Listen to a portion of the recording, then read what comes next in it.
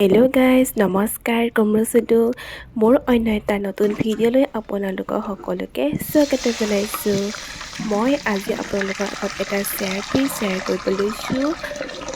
ৰেচিপিটো হৈছে গাহৰি মাংস বইল। এই ৰেচিপিখিনি মই জুইতে বনাব লৈছোঁ।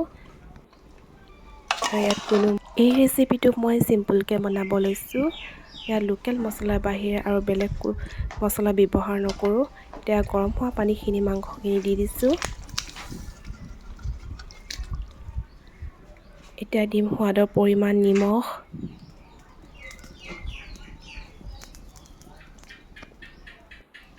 অলপ হালধি পাউডাৰ দি দিছোঁ। এইখিনি ঢাকি 20 মিনিটৰ কাৰণে এৰি দিম।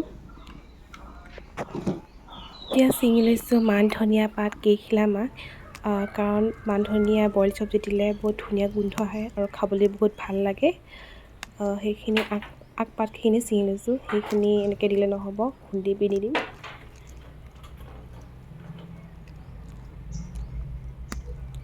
লগতে পাত কেইখিলামানো লৈ লৈছোঁ। এতিয়া মই খুন্দি ল'ম নহৰু, আদা, জলকীয়া।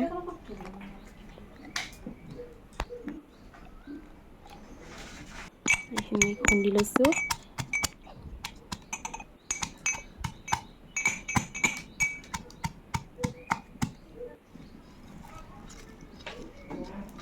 এতিয়া মান ধনিয়া পাতখিনিও ধুই লৈ এইখিনিৰ লগতে খুন্দি দিম। লগতে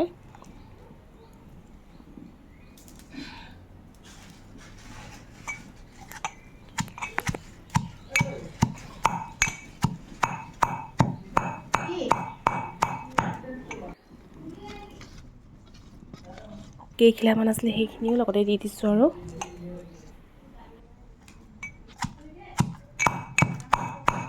মাংসখিনি আধা ঘণ্টা হ'বলৈ হৈছে আৰু মই চাওঁ কেনেকুৱা হৈছে মাংসখিনি। মোটামুটি অকণমান সিজিছে আৰু এতিয়া আমি দিম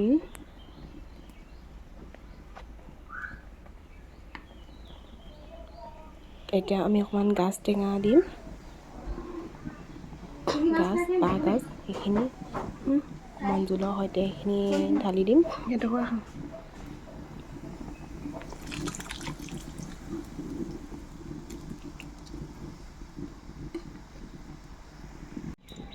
এতিয়া খুন্দি থোৱা মছলাখিনিও দি দিম।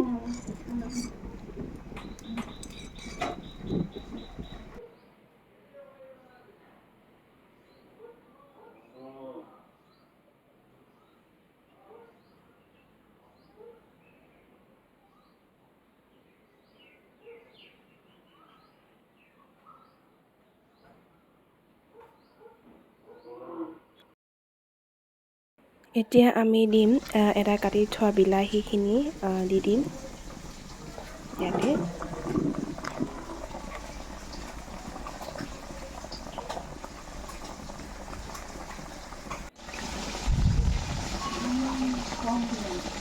এতিয়া সেইখিনি 10 মিনিটৰ কাৰণে সিজাই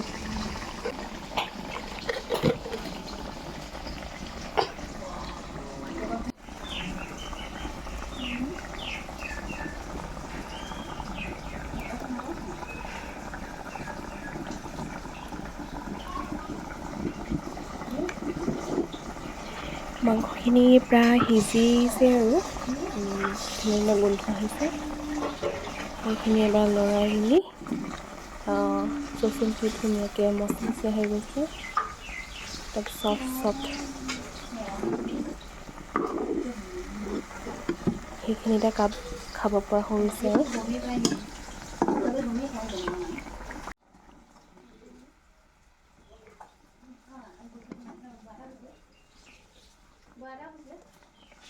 এতিয়া মোৰ ৰেচিপিটো সম্পূৰ্ণৰূপে খাব পৰা হৈ গ'ল।